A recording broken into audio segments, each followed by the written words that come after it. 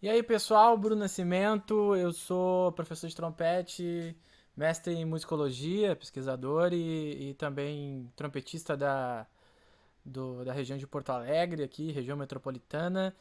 E o que a gente fez hoje, vim trazer o resumo da nossa aula de leitura de partitura do zero com Bruno Nascimento, do nosso projeto do Classe Musical. Essa foi a segunda aula. Na primeira aula, o card vai estar aqui em cima e a descrição ali embaixo. Os alunos puderam descobrir os símbolos musicais, né, como pentagrama, clave, diversos símbolos musicais que são importantes para a leitura de partitura. E o que a gente trabalhou nessa segunda aula foi justamente a leitura propriamente dita, e aí entrando em dois ramos, das alturas e principalmente da leitura rítmica, né? Os alunos tiveram uma riqueza assim muito grande porque eles puderam fazer exercícios na hora, puderam aprender macetes e alguns dos macetes que eu vou trazer aqui para vocês agora de primeira mão também do YouTube. Eu peço que compartilhem, que curtir é muito importante, comentem para ajudar a gente para conseguir evoluir o nosso canal aí, ter mais assinantes e subscribers e conseguir atingir mais gente, tá? Então a gente falou muito de leitura de partitura, pentagrama, isso é tudo da outra aula que você tem no card aqui, né? Linhas suplementares. Eu vou passando rapidamente alguns exemplos de timbres, claves, enfim, aqui tem algumas outras claves. E a gente vai passando rápido para que é a introdução do ritmo. E aqui eu já começo falando para eles que tem essas três partes do símbolo, né? Que é a parte do colchete, da haste e da cabeça da nota, que são importantes para identificar. E já passo também para identificar a questão do compasso. O que é um compasso? O compasso é uma forma de organização do discurso. O discurso em português, ele é orientado por um tempo. Se a gente parar para pensar, toda a nossa vida ela é orientada por um tempo, que são os batidos do relógio. Enquanto eu estou falando para vocês aqui, o relógio não para de bater, ele para o tempo inteiro. Tá passando um avião aqui no meu estúdio, ele vai sair na gravação de vocês. Só que para quem vai transcrever esse discurso, vai sair só o que eu estou falando. Então, o início do que eu falei até o final, o início do meu discurso até o final do discurso, ele é orientado por nuances. Então, esses nuances em música é denominado métrica, que é justamente o início de uma frase. Estou falando, estou é sílaba tônica, então ele é métrico, é tônico. Então, assim, em música, o que organiza o início, o final, o meio desse discurso é o compasso. É uma forma de organizar em tempos as figuras musicais e as alturas musicais. Então, o compasso, um dos primeiros compassos que a gente aprende é o compasso quaternário, que é o 4x4.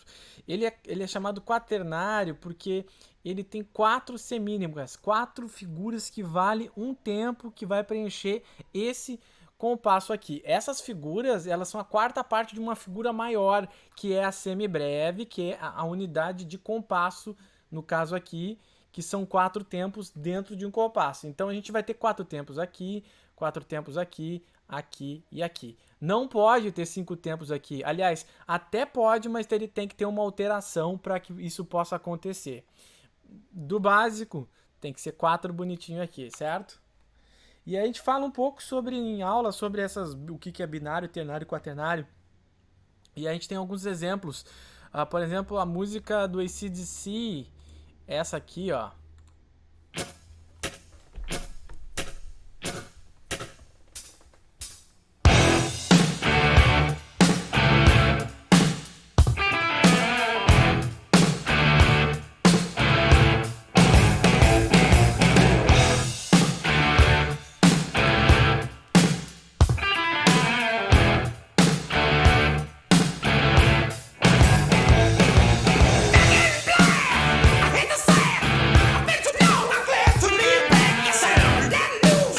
For região.